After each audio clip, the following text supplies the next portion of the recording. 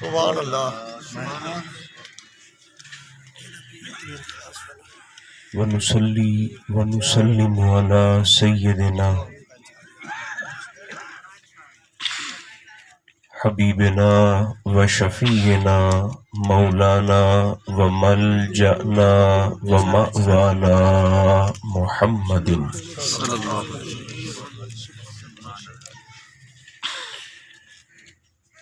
رسوله النبي الكريم الأمين المكين الحنين الرؤوف الرحيم سبحان اللہ. وعلى آله الطيبين الطاهرين وعلى صحبه أجمعين أما بعد فأعوذ بالله من الشيطان الرجيم بسم الله الرحمن الرحيم ليس للإنسان إلا ما سعى صدق الله مولانا العظيم. محبت اجازت دے تو سبھی احباب خلوص کے ساتھ درود و سلام پڑھیے. الصلاۃ والسلام علیک یا رسول اللہ، الصلاۃ والسلام علیک یا حبیب اللہ، الصلاۃ والسلام علیک یا رحمۃ للعالمین وعلى آلک واصحابک سیدی یا شفیع المذنبین. اللہ تبارک و تعالی جل مجدہ العظیم کی حمد و ثنا حضور نبی محترم رسول محتشم رحمت عالم صلی اللہ علیہ وآلہ وبارک وسلم کی ذات بے کس پناہ پر بے شمار نذرانہ ہائے درود و سلام پیش کرنے کے بعد میرے انتہائی مقتدر سادات کرام اور ایصال ثواب کی اس تقریب میں حاضر آنے والے تمام اہل محبت، اللہ رب العزت کا شکر ہے جس نے ہماری گردنوں میں نسبت مصطفیٰ کا کلادہ عطا فرمایا. دعا کی خاطر آج کی یہ بزم منعقد کی گئی. رب ذوالجلال ماہ شعبان المعظم کی تمام تر عظمتوں کا صدقہ مرحوم و مغفور قبلہ پیر صاحب کے درجات میں حسب حال بلندیاں عطا فرمائے. پسماندگان کو، اہل خانہ کو، خاندان والوں کو توفیق صبر جمیل عطا فرمائے. اللہ کریم ہماری خطاؤں کو معاف فرما کر ہم سب کا خاتمہ بھی ایمان پر فرمائے. کچھ گزارشات اپنے وقت میں رہتے ہوئے آپ کی خدمت میں پیش کرنا مقصود ہے. جس دین کے ساتھ ہم سب کا تعلق ہے، اسلام،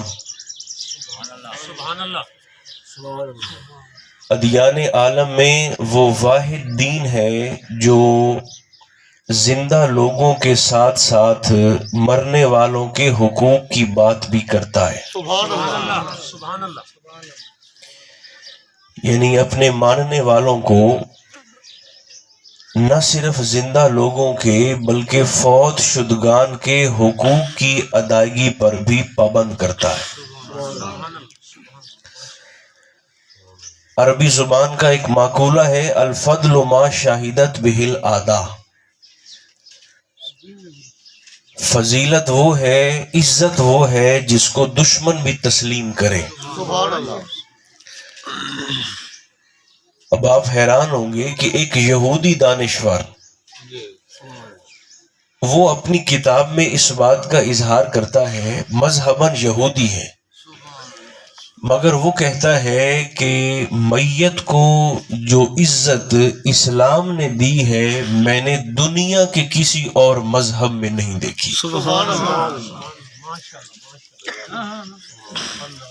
میت کو جو اعزاز اسلام نے دیا، وہ کہتا ہے میں نے دنیا کے کسی اور دین میں نہیں دیکھا. بات کرنے والا یہودی تھا اور بات اسلام کی حمایت کی کر رہا تھا، تو لوگوں کا اشتیاق بڑھا، لوگوں کا شوق بڑھا کہ اس سے اس بات کی وجہ طلب کی جائے کہ یہودی ہونے کے باوجود تو کہتا ہے کہ مرنے والے کو جتنی عزت اسلام نے دی ہے وہ تو نے کسی اور مذہب میں نہیں دیکھی. جب لوگوں نے اس سے دلیل طلب کی، وجہ دریافت کی، تو اس نے اپنے فہم کے مطابق دلیل بڑی دلچسپ دی. جو سن رہے ہیں پوری توجہ کے ساتھ، وہ یہودی کہتا ہے کہ میت کی عزت کا اندازہ مجھے اس دن ہوا کہ جب میں نے مصلی پہ کھڑے ہو کر نماز پڑھتے ہوئے ایک شخص کو دیکھا.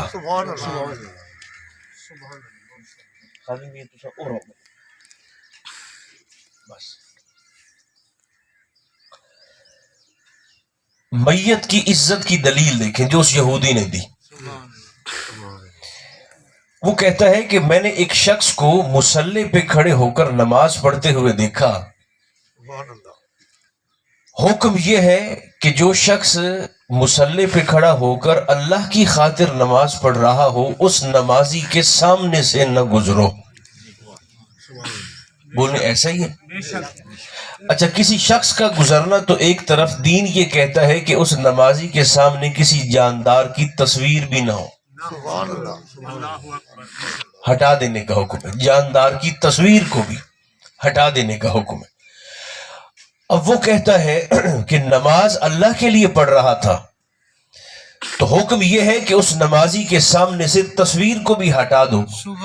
مگر وہی شخص 50 سال 60 سال 70 سال جب اسلام پر گزار کر مرتا ہے تو اس کی میت کا اعزاز یہ ہے کہ جنازہ پڑھنے والے لوگ اس کے جسم کو اپنے سامنے کعبے اور اپنے درمیان میں اپنے سامنے رکھ کر اس پر نماز بھی پڑھتے ہیں، اس کی مغفرت اور بخشش کی دعا بھی کرتے ہیں. اب یہ موازنہ دیکھیں آپ.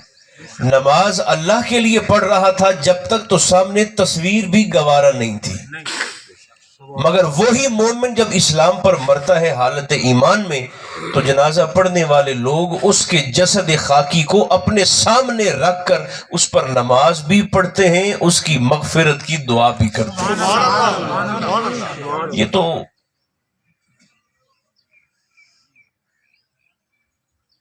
پتہ نہیں کہاں سے یہ فتنہ آ گیا لوگوں کی طبیعتوں میں، اور لوگوں نے یہ سمجھنا شروع کر دیا کہ شاید زندہ شخص کی نیکی مرنے والے کو فائدہ نہیں دیتی. یہ بہت بڑی غلط فہمی ہے جو سمجھدار احباب تشریف فرمائے. اور آپ یقین جانیں اس عقیدے نے، اس نظریے نے لوگوں کو آپس میں لڑوا دیا ہے. ذہن کیا بنا کہ زندہ شخص کی نیکی مرنے والے کو تو فائدہ ہی نہیں دیتی. اب صبح شام آپ بھی تشریف لے کر جاتے ہیں، جنازوں میں حاضری ہوتی ہے، تو کبھی کبھی نا یہ منظر دیکھنے میں آتا ہے کہ باپ کی میت اگر سامنے پڑی ہو تو دو بھائی سگے آپس میں لڑ پڑتے ہیں. ایک کہتا ہے کہ میں نے جیسے ہی امام صاحب نے سلام پھیرا میں نے باپ کی میت کو اٹھا کے بھاگ جانا، اور دوسرا کہتا ہے نہیں بھائی میں نے ایسے نہیں جانے دینا، میں نے اپنے باپ کے جسم پر میت پر دعا بھی کرنی. آپس میں لڑ پڑے. جب دعا مانگنی رب سے تھی تو پھر اللہ سے مانگنے پر کیسا جھگڑا؟ پیچھے اس جھگڑے کے پیچھے سوچ یہ ہے کہ مرنے والے کو زندہ شخص کی نیکی فائدہ نہیں دیتی تو پھر دعا کا کیا فائدہ؟ دیکھیں ایک بات میں آپ کی خدمت میں عرض کروں گا. کچھ دلائل ہوتے ہیں نقلی، نقلی کا مطلب ہے جو کتابوں میں نقل کیے گئے، اور کچھ دلائل ہوتے ہیں عقلی. اللہ کریم نے ہر شخص کو عقل سلیم کی دولت سے نوازا ہے. ایک لمحے کے لیے ہم ذرا سوچیں اور تصور کریں، ایک لمحے کے لیے، کہ اگر زندہ شخص کی نیکی کا فائدہ مرنے والے کو نہ ہوتا، میں دوہرا دیتا ہوں، زندہ شخص کی، زندہ لوگوں کی نیکی کا فائدہ مرنے والے کو، فوت شدگان کو نہ ہوتا، تو رکھیں دل پہ ہاتھ اور مجھے بتائیں اللہ ہمیں میت پر جنازہ پڑھنے کا حکم دیتا؟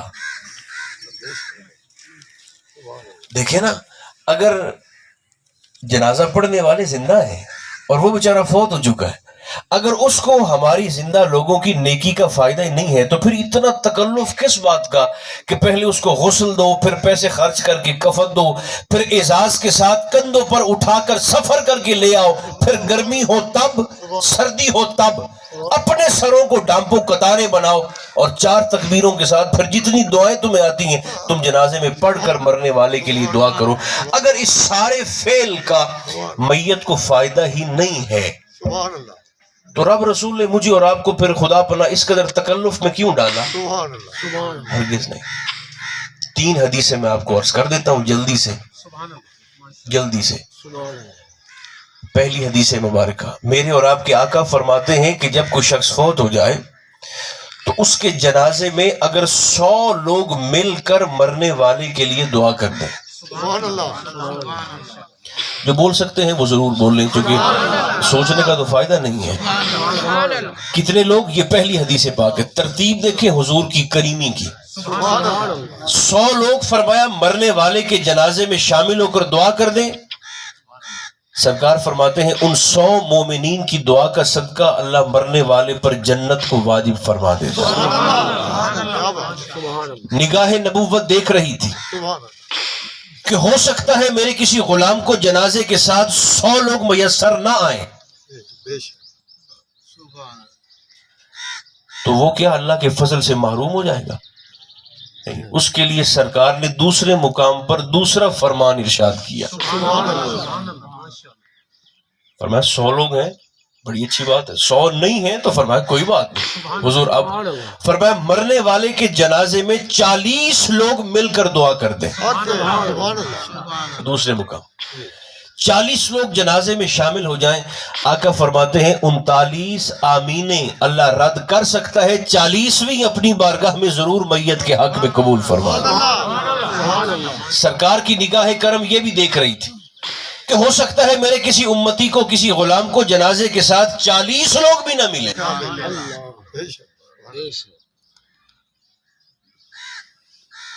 کچھ میتیں ایسی ہوتی ہیں کہ جن کے ساتھ ہم دیکھتے ہیں کہ جنازے میں 40 لوگ بھی نہیں ہوتے، لوگ پھر صفوں کو توڑ کر 3 بناتے ہیں، حالانکہ نہیں بنانی چاہیے۔ اگر ایک ہی صف جتنے لوگ ہوں تو ایک ہی صف میں کھڑے ہو کر نمازہ پڑھ لینا چاہیے، نماز جنازہ بہتر اور مستحب بھی یہی ہے، صف کو توڑنا نہیں چاہیے۔ تو اگر کسی تھا حضور کا امتی، تھا کلمہ پڑھنے والا، لیکن بیچارے کے ساتھ 40 لوگ بھی نہیں آ سکے کسی وجہ سے، تو کیا وہ رہ گیا؟ نہیں، اس کے لیے حضور نے پھر تیسرا فرمان ارشاد کیا۔ 100 لوگ تھے تو بھی بخشا گیا، اللہ کی رحمت پر فرمائے یقین رکھنا۔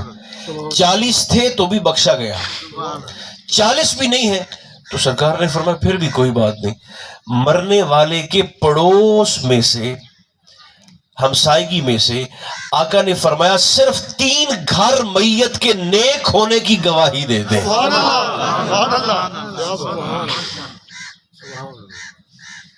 فرمایا اللہ ان 3 گھروں کی گواہی مرنے والے کے حق میں قبول فرما لے گا۔ یہ جو ہم جنازے کے موقع پر کہتے ہیں نا بڑا نیک بندہ ہا یا بڑی نیک بی بی ہے، یہ آپ نے علاقے دی، کو لڈن دی، کو نور شاہ دی، کو پاکستان دی، کو وہاڑی دی رسم نہیں، یہ ہم حضور کی حدیث کی اتباع میں کہتے ہیں کہ دیکھیں نا، مرنے والے کے 1000 عیبوں کو پتا ہو، مرنے والا فرشتہ تو نہیں تھا نا، انسان ہی تھا، اور جو گواہی دے رہے ہیں فرشتے تو یہ بھی نہیں ہیں، یہ بھی انسان ہے، تو نسیان انسان کے ساتھ جڑا ہے، خطا انسان کے ساتھ جڑی ہے، اللہ بھی تو پردے ڈال دیتا ہے گناہوں پر۔ اچھا ایک لمحے کے لیے ذرا اس ماحول سے اپنے دماغوں کو نکالیں نا، جلسے کے ماحول سے نکال کر ایک لمحے کے لیے ذرا سوچیں، اگر اس وقت میں مثال دے رہا ہوں، اگر اس وقت یہاں بیٹھنے والے میں اور آپ ہم سب، اگر ہم سب کے گناہ خدا پناہ ایک لمحے کے لیے سوچیں، ایک دوسرے کی نظروں کے سامنے آ جائیں، نہیں آپ کی توجہ ہوگی تو پھر میں اگلی بات کروں گا نا، یہ سننے سے نہیں، یہ سمجھنے اور سوچنے سے ہی بات تعلق رکھتی ہے، محسوس کرنے۔ ایک لحظے آج کے سوچو یہ اپنے گناہ ایک دوے دی نظروں دے سامنے آ جائیں، ایک لمحے کے لیے سوچیں۔ تو میرے بھائیو ہم تو ایک دوسرے کو دفن نہ کریں، ہم تو ایک دوسرے سے سلام نہ کریں کہ ہم کیا سمجھتے رہے، یہ کیا نکلا، کیا سوچتے تھے، کیا سمجھتے تھے، یہ اندر سے کیا تھا۔ اللہ بھی تو گناہوں پر پردہ ڈال دیتا ہے. پہلی بات تو یہ ہے ولا تجسسوا کہہ کر اللہ نے ہمیں لوگوں کی جاسوسی کرنے سے منع کر دیا. جیسے جھوٹ بولنا حرام ہے، لوگوں کی جاسوسی کرنا بھی حرام ہے. سبحان اللہ. اللہ کرے آپ سن رہے ہو، بولنا تو آپ نے اپنی مرضی سے ہے مگر سن تو پوری توجہ سے لیں. اثر کرے نہ کرے سن تو لے میری فریاد. کیا بات.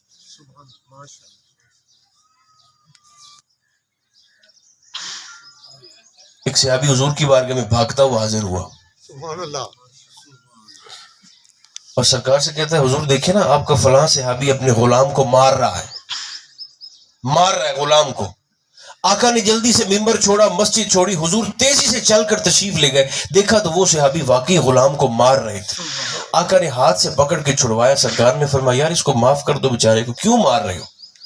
وہ صحابی کہتے ہیں حضور میں اس کو بار بار سمجھاتا ہوں، یہ بار بار وہی غلطی پھر دہراتا ہے، اسے کتنی دفعہ معاف کروں؟ حضور نے امت کی تربیت کے لیے حد کر دی. سرکار نے فرمایا اتنی واری تو معاف کرنا جتنی واری تیرا رب تینوں معاف کر دے. اللہ بھی تو مہربانی کر دیتا ہے بندے پر. تو کسی بیچارے کے اگر عیبوں کا پتہ چل بھی جائے تو چوک میں کھڑے ہو کر ڈھول نہیں بجانا، اس کے عیبوں کو چھپانا ہے. اور یہ تو ضمانت ہی بہت بڑی ہے. سرکار فرماتے ہیں اگر کسی شخص نے دنیا میں کسی کے عیب کو چھپایا نا، آقا فرماتے ہیں میری ضمانت ہے قیامت کے دن اس کو لوگوں کی نظروں کے سامنے چوک میں رسوا نہیں ہونے دوں گا. اللہ بھی پردہ ڈال دے گا جو یہاں کسی کے عیب کو چھپاتا ہے. تو جرموں کا پتہ ہو.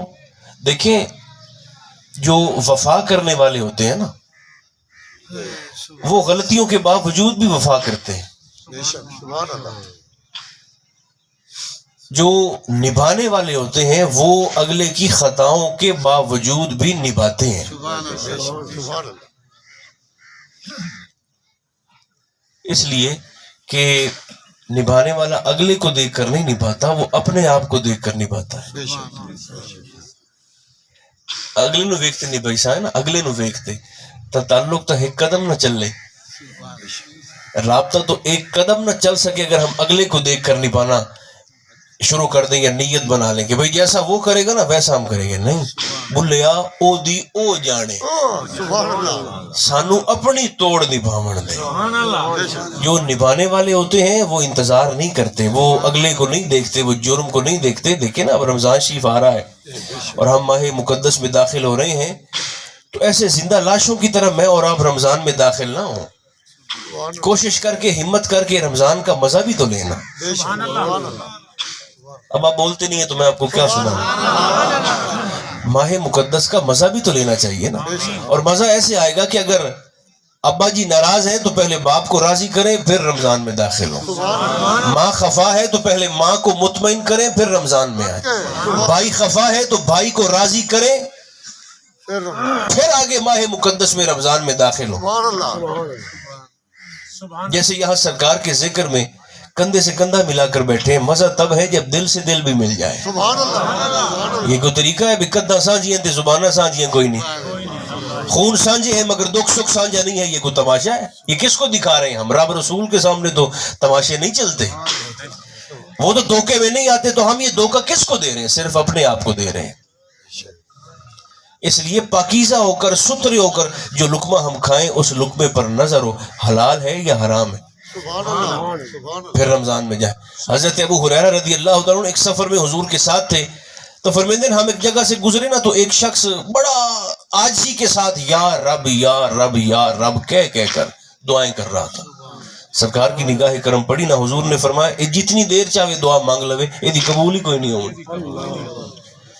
صحابہ حیران ہو گئے، حضور آپ تو بڑے کریم ہیں، آپ تو چاہتے ہیں کہ کافر کو بھی خیر کا وافر حصہ مل جائے، مگر یہ بظاہر بڑی عاجزی کے ساتھ دعائیں کر رہا ہے اور آپ فرما رہے ہیں کہ اس کی قبولی نہیں ہونی. سرکار نے فرمایا نہیں قبول ہونی. حضور کیا وجہ ہے؟ فرمایا اس لیے جو کھا کے آیا ہے وہ بھی حرام ہے، جو پی کے آیا ہے وہ بھی حرام ہے، جو پہن کر بیٹھا ہے وہ بھی حرام کے پیسے سے آیا ہوا، اللہ اکبر، حرام کے پیسے سے.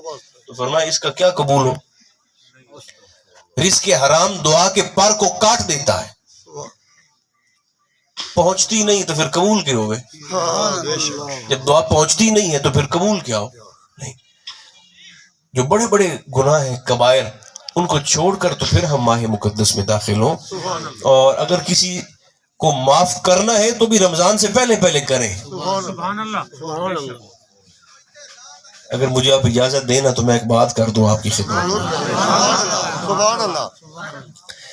یہ جڑے جنازے دے موقع تے اعلان میت دے کول کھلوتے وہ رسا کر دین نا, کیڑی سونی گل ہوئے بھئی اے اعلان کرنے دی لوڑ ہی نہ پوے کہ بھئی جس کی اگر اس نے کسی کی زیادتی کی ہے تو اس بیچارے کو معاف کر دیں. کیا اچھا ہوتا ہے کہ اگر مرنے والا اپنی زندگی میں خود یہ مہربانی کر دیتا. سبحان اللہ. سبحان اللہ. کسی کو معاف کرنا ہے تو بھی اس کی زندگی میں, کسی سے معافی مانگنی ہے تو بھی اس کی زندگی میں مانگ لیں. سبحان اللہ. اور معافی مانگنے سے آپ یقین کریں, حضور فرماتے ہیں اگر معافی منگن نال تیری عزت وچ کمی آ جاوے نا, کمی آ جاوے تو فرمایا قیامت دے دہاڑے میں محمد تو لے لوے. سبحان اللہ. اگر معافی مانگنے سے تیرے وقار میں تیری عزت میں کوئی کمی آ جائے تو فرمایا قیامت کے دن اپنے نبی سے لے لینا. جس نے وفا کرنی ہوتی ہے نا, جس نے نبھانا ہوتا ہے, نبھانا, وہ اگلے کو دیکھ کر نہیں, وہ اپنے آپ کو دیکھ کر نہیں پاتا ہے. کنز العمال شریف کی ایک حدیث پاک میں آپ کو سنا کے تو پھر مضمون کو جلدی سے مکمل کرتا ہوں. نبھانے والوں کی حالت دیکھیں. سرکار دو عالم علیہ السلام نا خطبہ جمعہ ارشاد فرما رہے ہیں. جمعے کا خطبہ آپ کی توجہ ہے یا نہیں ہے سب؟ حضور تقریر پہ کر دیں جمعے دی, اور خطبے کے ادب کا یہ تقاضا ہے کہ ہمیں کہا جاتا ہے کہ دوران خطبہ جب امام صاحب بیٹھتے ہیں 3 آیتوں کی تلاوت کے وقت کے برابر بیٹھتے ہیں تو ہمیں حکم یہ ہے کہ تم نے اس دوران ہاتھ اٹھا کر بھی دعا نہیں مانگنی. حتیٰ کہ حضور سیدی اعلیٰ حضرت تو فرماتے ہیں تمہارے ہونٹ بھی نہ ہلیں.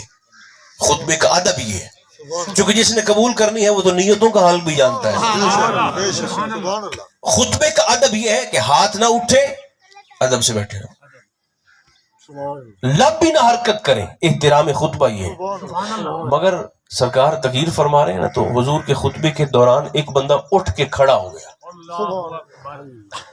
نبھانے والوں کی حالت دیکھنا, اٹھ کر کھڑا ہوا نا وہ شخص, تو آقا نے اس سے مخاطب ہو کر تقریر کے دوران ارشاد فرمایا, سرکار نے فرمایا بیٹھ جاؤ.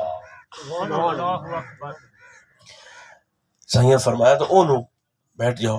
حضرت زید بن حارثہ حضور کے صحابی ہیں, نماز پڑھنے کے لیے مسجد میں آ رہے تھے, گلی میں تھے کہ ان کے کان میں حضور کی آواز پہنچی بیٹھ جاؤ. زید بن حارثہ گلی میں بیٹھ گئے. سبحان اللہ. سبحان اللہ.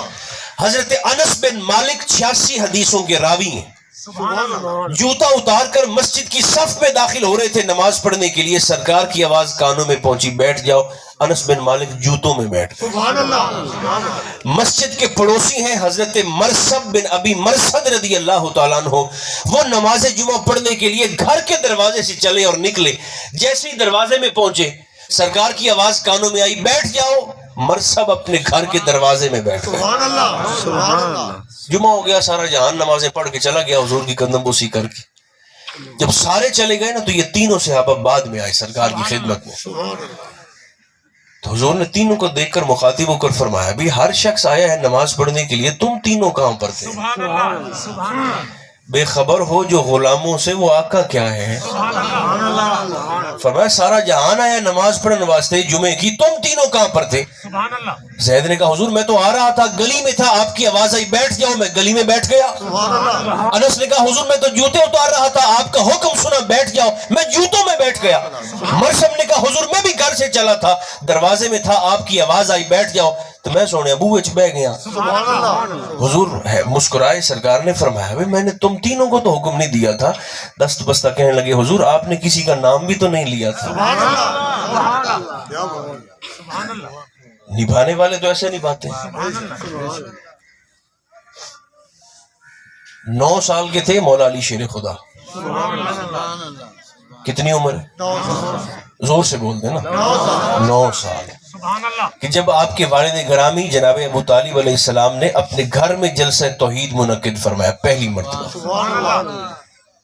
مرتبہ مکہ کے بڑے بڑے سرداروں کو کھانے پر بلایا. کھانا ایک بہانہ تھا, کھانا بہانہ تھا ایک, اصل مقصد یہ تھا کہ کھانے کے بعد نا میرے بھتیجے یعنی نبی پاک علیہ السلام اپنا پیغام ان تک پہنچائیں گے. سبحان اللہ. مسلسل 3 دن تک دعوت کرتے رہے مگر وہ سارے کھا کے جاتے رہے.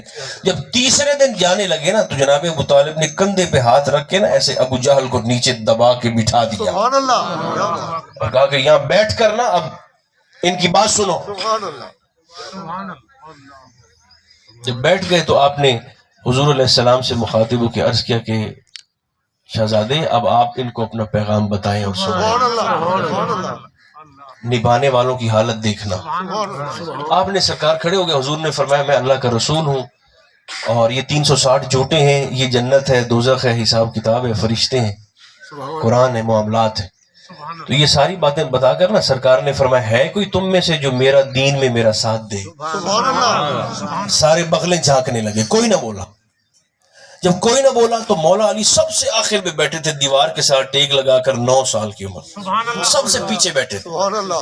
اور منہ میں کھجور تھی اور کھجور چبا کے کھا رہے تھے. سبحان اللہ. جب کوئی نہ بولا پوری محفل میں تو جناب علی نے کھجور چبانے کی دیر بھی نہیں کی.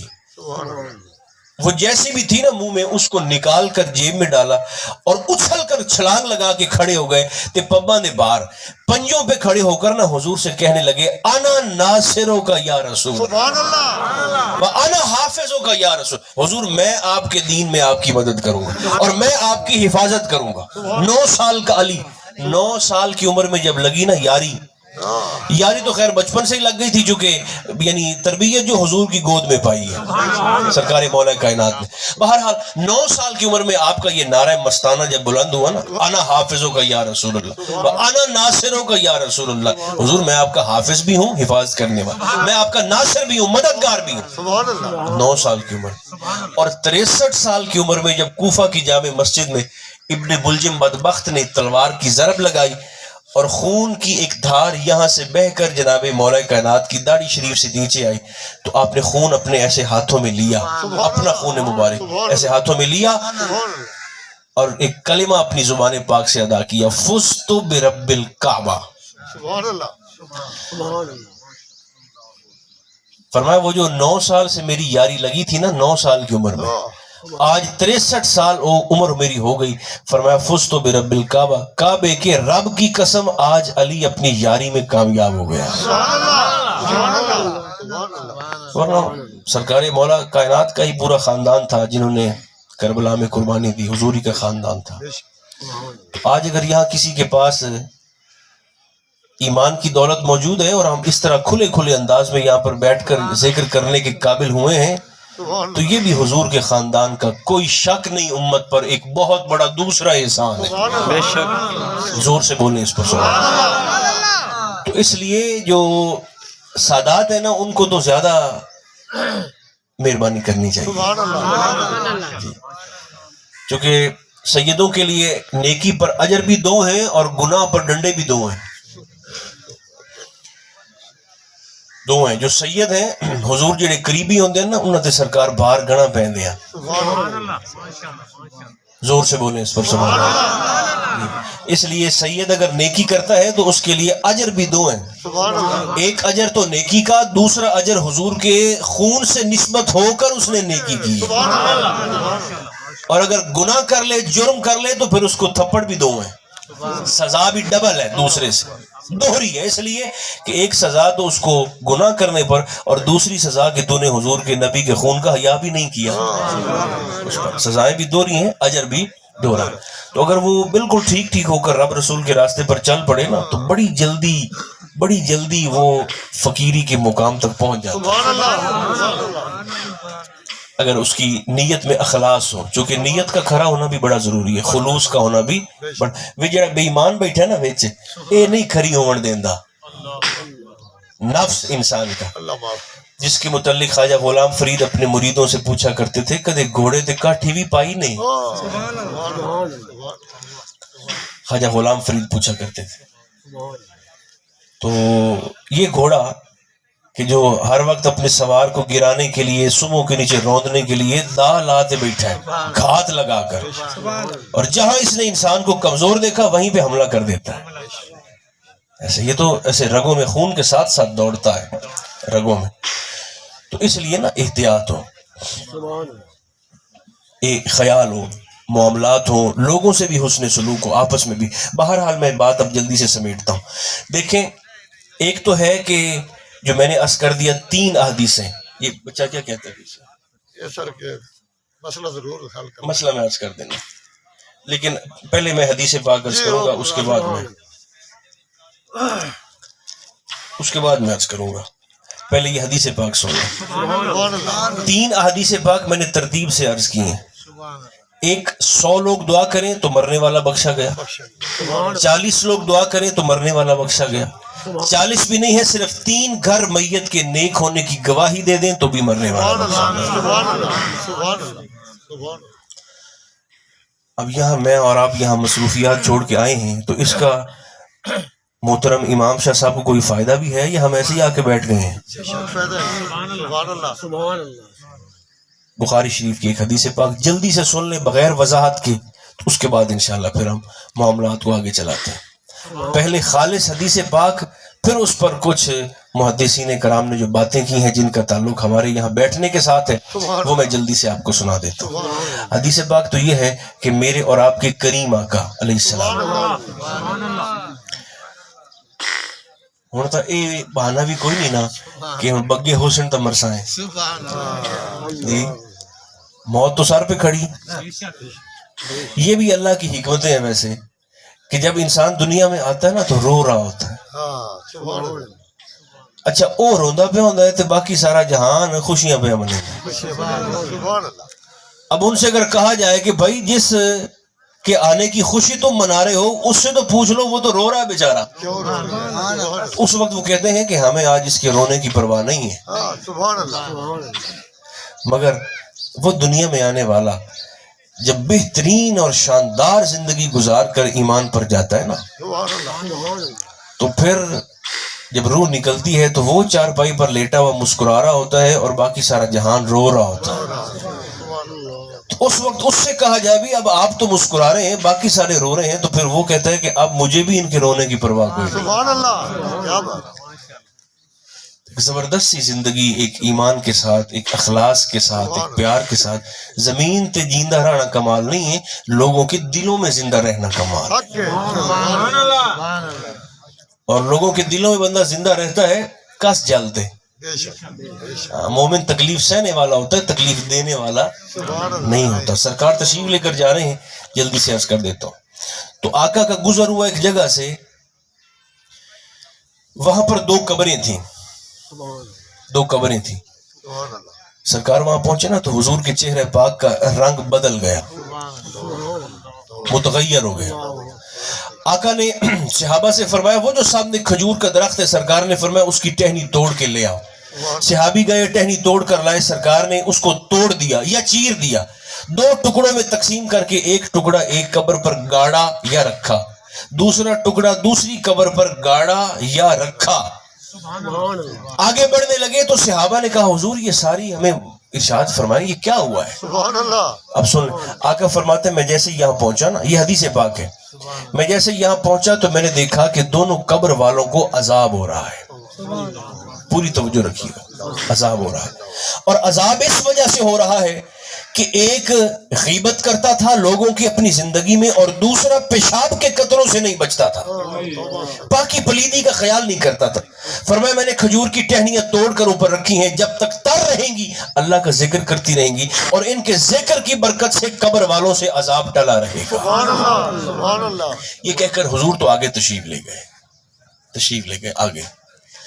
مگر نہ اس حدیث پاک میں ہمارے لیے کچھ 4-5 باتیں ہیں، وہ اگر آپ زور سے بولتے ہیں تو میں آپ کو سنا دیتا ہوں جلدی سے، جو ہمارے سمجھنے سے سننے سے ہمارے. دیکھیں نا یہ دین ہے، کوئی بلڈ پریشر تو نہیں نا کہ جس کی سمجھ میں جتنا جائے وہ اتنا ہی تسلیم کر کے چپ کر کے اپنے گھر بیٹھ جائے. ایسا نہیں ہوتا. ساڑی ناکج دین دی نت ہے نا، دین تو ہمارے تابع نہیں نہ ہو سکتا.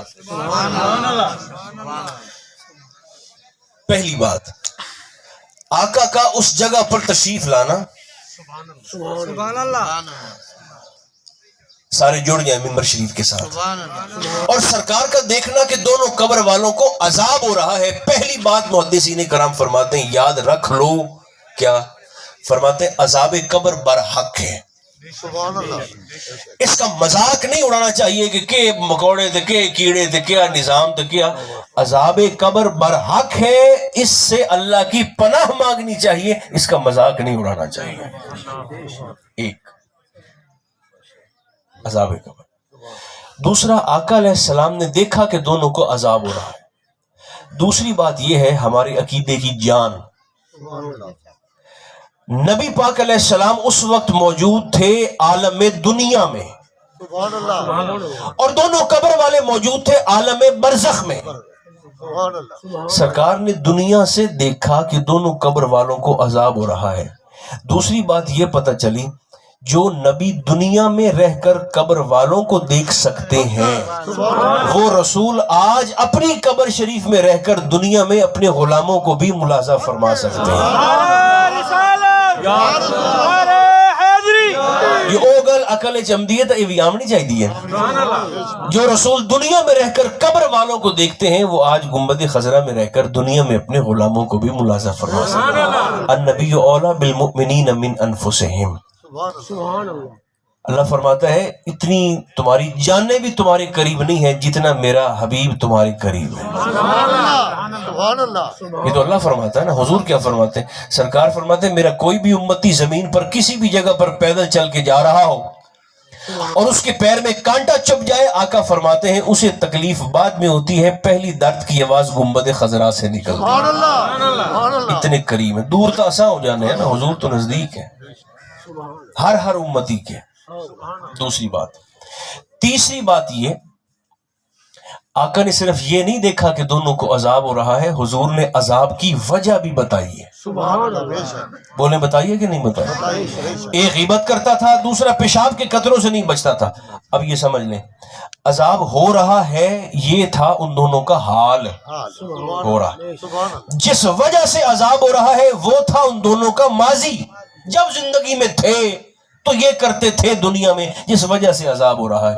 تیسری بات کا یہ پتہ چلا جو نبی حال کو بھی جانتا ہے, جو نبی لوگوں کے ماضی کو بھی جانتا ہے, وہ ہمارے آنے والے کل کی خبر بھی رکھتے ہیں. جس محبوب کی نظروں کے سامنے سے حال بھی پوشیدہ نہیں ہے, ماضی بھی پوشیدہ نہیں ہے, ان کی نگاہ کیمیا سے مستقبل بھی پوشیدہ نہیں ہے. جانتے ہیں کل کیا ہوگا. تین. چوتھی بات, سرکار نے صرف یہ نہیں دیکھا کہ دونوں کو عذاب ہو رہا ہے, حضور نے ٹہنیاں منگوا کر اوپر رکھی کہ جب تک یہ ذکر کریں گی عذاب ٹلا رہے گا. آقا مجھے اور آپ کو بتانا یہ چاہتے ہیں کہ میں صرف عذاب ہوتا ہی نہیں دیکھ رہا, محمد عذاب کو ٹالنے کی طاقت بھی رکھتا ہے. صاحب اختیار ہے, بے اختیار نہیں ہے. اسی کے ضمن میں پانچویں بات یہ ہے جو نبی دنیا میں رہ کر قبر والوں کی مصیبت ٹال سکتے ہیں وہ آج اپنی قبر شریف میں رہ کر دنیا میں ہم غلاموں کی مشکل کشائی نہیں فرما سکتے. بشرطے کہ کوئی اس راستے کا مسافر بنے بھی تو صحیح نہ. اور کوئی انا جو ہوئے تو وہ آکھے بھئی اس کائنات ہے سورج تو مڈو ہے ہی کوئی نہیں, دن تو چڑھتا ہی نہیں. لوگ کہیں گے تیری صرف آنکھیں نہیں خراب, تیرا دماغ بھی خراب ہے. اگر تجھے نظر نہیں آتا تو اس کا معنی یہ تو نہیں ہے کہ اس کائنات میں سورج ہے ہی نہیں. اس راستے کا مسافر بن. سبحان اللہ. پانچویں. چھٹی بات یہ ہے کہ سرکار نے ٹہنیاں منگوائی کھجور کی. اچھا بوٹے اور بھی تہان, کھجوری کیوں؟ دو وجوہات. ایک وجہ تو یہ ہے کہ کھجور کا درخت متبرک ہے, بابرکت. بابرکت اس لحاظ سے سرکار کی حدیث پاک ہے, یہ بھی بخاری شریف میں حضور فرماتے ہیں مومن کی مثال بھی کھجور کے درخت کی طرح ہے. صحابہ نے کہا حضور وہ کیسے؟ فرمایا جیسے او 12 مہینے ساوا رہتا ہے نا, مومن بھی ایمان کی خوشبو سے زندگی کی آخری سانس تک مہکتا رہتا ہے. اور دوسری حکمت یہ تھی کہ یہ ایسا درخت ہے جس کی ٹہنی دیر تک سبز رہتی ہے, تاخیر سے خشک ہوتی ہے, دیر تک سبز رہتی ہے. تو آقا نے وہ ٹہنی اوپر رکھ دی کہ جب تک یہ تر رہے گی نا اللہ کا ذکر کرتی رہے گی, سبز رہے گی. تو اس کے ذکر کی برکت سے قبر والوں سے عذاب ٹل جائے گا. اچھا اور ایدہ تعلق نا, بس آخری جملہ وقت بھی ہو گیا, ہمارے یہاں بیٹھنے کے ساتھ ہے, لیکن توجہ ٹوٹے نا, پوری توجہ رہے کیونکہ اب رزلٹ کا ٹائم ہے, نتیجے کا.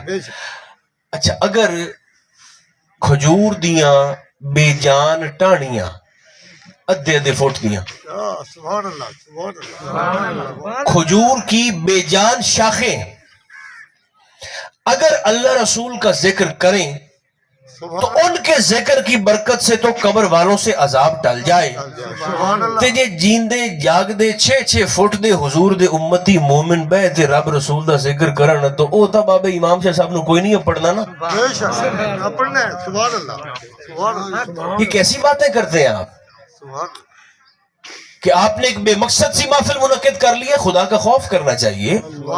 اگر ایک فٹ کی بے جان ٹہنیاں رب کا ذکر کریں اور ان کے عذاب سے تخفیف آ جائے، کمی آ جائے، سبحان اللہ تو اگر صاحبان ایمان اللہ رسول کا ذکر کریں تو آپ کا کیا خیال ہے؟ وہ مرنے والوں کو نہیں پہنچتا؟ بالکل۔ بلکہ میں تو کبھی کبھی مثال بھی دیا کرتا ہوں، ہے تھوڑی سخت سی مگر جو یاد رہ جائے، چونکہ مقصد تو بات سمجھانا ہے نا۔ جو شخص یہ کہے نا کہ مرنے والے کو تو ثواب ہی نہیں پہنچتا، ثواب ہی نہیں پہنچتا، تو اسے پوچھ لیں بھی آپ کے دادا جی زندہ ہے؟ تو میں کہا جی نہیں۔ تو پھر آپ کہیں اچھا تو پھر میں آپ کے دادا پر لعنت کر لوں، لعنت کر لوں آپ کے دادا پر؟ تو وہ غصے میں آئے گا بھی کیوں لعنت کیوں کرنی ہے؟ تو اسے کہیں اگر لعنت پہنچ سکتی ہے تو رب رسول کا ذکر نہیں پہنچ سکتا۔ اللہ اکبر سبحان اللہ لعنت کا اگر وبال پہنچ سکتا ہے تو قرآن کا ثواب بھی تو پہنچ سکتا سبحان اللہ۔ ہے۔ اس لیے اسلام بڑا خوبصورت دین ہے جو اپنے ماننے والوں کو چھوڑتا نہیں ہے، راستے میں نہیں چھوڑتا، بلکہ زندگی میں اور قبر میں اور حشر تک ان کے ساتھ ساتھ چلتا ہے۔ میں بھی کوشش کروں، آپ بھی ہمت فرمائیں، کثرت سے حضور علیہ السلام کی ذات پاک پر درود بھی پڑھا جائے اور سلام بھی پڑھا جائے۔ آمین ضرور کہہ دیں۔ خدا کرے ہمارے یہ کلمات جو آپ نے وہاں بیٹھ کر فرمائے، جو میں نے یہاں کہے،